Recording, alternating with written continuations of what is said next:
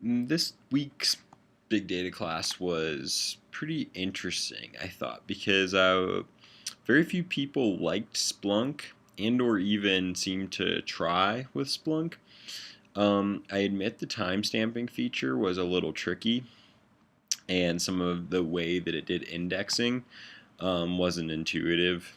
Uh, I know I struggled with these things at first, but it was surprising to see how much of the class just kind of quit and did not do Splunk, especially because I felt like Splunk is built better to work on modern MacBooks in comparison to some of the other resources that we've used recently.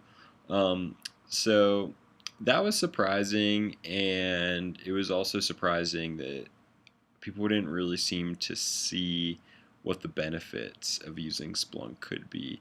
I thought it was one of the better built tools that we've looked at thus far, and it was one of the most hated tools. So I'm hoping for my challenge, since I'm using Splunk, that I can get people a little more invested or interested in using Splunk, um, especially for just really quick uh, database dives, basically, where you just want to take a look at a few files. I feel like Splunk's a really good tool for that. Um, Also, whenever we as a class decided to do our own challenges this coming week, I was looking forward to hearing what people have to say.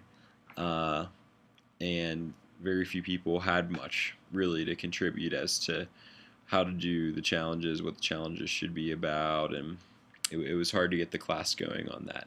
Um, so I think that it's going to be interesting to see what people come up with. I'm hoping everybody comes up with something good and we can get an idea of where people's interests lie. But for some of the class, I feel like they're a little bit turned off sometimes by the material, and I can't quite figure out why.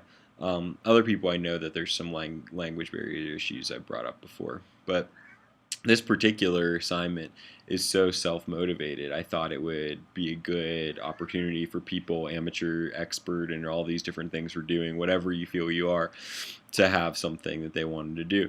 And I didn't really get the sense from the group that people had an interest really in like going deeper into a tool.